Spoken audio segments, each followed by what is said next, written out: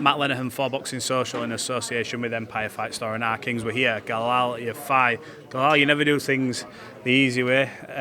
Always tough opponents. Yeah. But look, it's part of the journey, and I suppose that's what solidifies you as a legitimate world champion. Yeah, definitely. I said it before. About to fight Sonny Edwards, who was Ring Magazine #1 ranked.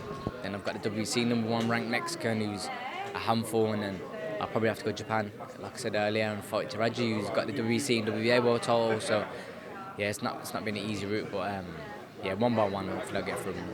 Absolutely. Each opponent offers something different. For people who don't know this fella, he comes to fight. He's not here to survive. This isn't a wait around while you go to Japan. This is a legitimate opponent who's here to take everything you've worked for. Yeah, definitely. If people don't know, they probably will know or find out on Saturday when he's coming forward non-stop, throwing loads of punches, but he'll be on the end of my punches as well. So hopefully it's a great night for myself. What's the build-up like mentally for this fight in comparison to when you fight a Sonny Edwards? Obviously, there was more of a narrative there was something else, but this time round, obviously it's calmer. You've got to stay locked in. You know what awaits you if you win this. But how is it different to prepare? The same. I do it the same every time. I think the same. A bit more pressure on the last one with Sonny and there's bad blood and whatnot. But it's just a fight for me. I train the same, fight the same, hopefully the same result. What is the ultimate for you? Is it to clear this division out, move up to the next one? What sort of in your heart, in your mind that you want to achieve, say, next 12, 18 months? You know what? I don't even think about it. I just take it a fight at a time. I don't really think long term. Like I need to win a world champion here, get that belt, beat him, and go up away. I don't think too far ahead, because when you start doing that, it never works out. You don't get past the first hurdle if you're looking for the fourth one. Have you always been like that then, even in the amateurs? Because everyone talks about your stellar amateur career and you achieved a hell of a lot. But is that always what it was for you, whether you get to a final or some or a semi-final? It's like, he's next, that's it. Yeah, definitely. That's how I fought in the Olympics. I took it one fight at a time. I didn't think, in the quarters I'll have him, and then the finals I'll have him, and the semi.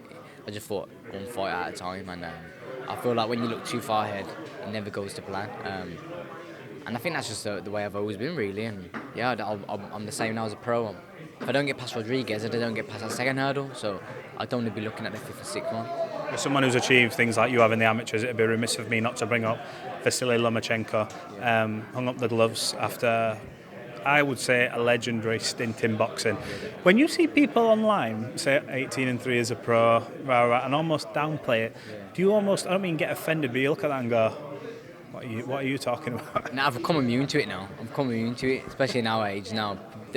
The shit people come out with, he won a world title in like his second or third fight, and he beat Gary Russell. When Gary Russell was Gary Russell. Was that his prime? So, and in his third fight, it's unbelievable. Like we think I've got it tough now. I think I'm 9-0. I think I'm really good. I'm 9-0 and I've got the interim world title. That's nothing. Like he won a world title in his third fight against Gary Russell, who was a really good fighter, but. Yeah, people are just crazy, but Lomachenko, brilliant fighter, someone that I looked up to coming through boxing, and he made me enjoy amateur boxing. He made me get into boxing.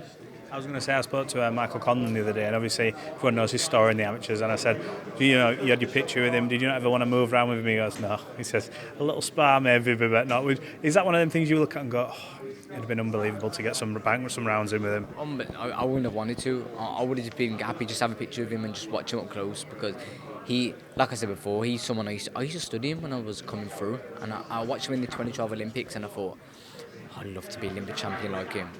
What have you tried to take from him? Obviously, nothing's ever going to be replicated because no. Don't put yourself flat. But in terms of, I don't think anyone can ever replicate someone else because you want to have your own spice on it. But what have you looked at from him? And you go, you know what? I'm going to maybe attempt to try and take that and put my own little twist on it. What is it? I used to try and take all of it from him. I used to try and take everything from him. Full replication. But realistically, I knew I could never be as good as him. But he's double Olympic champion.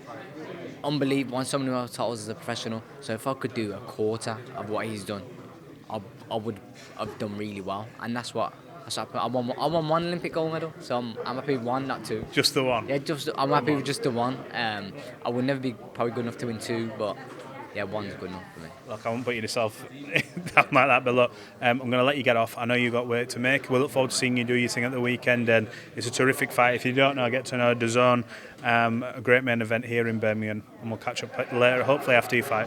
Yeah, hopefully after I've won, hopefully. See you.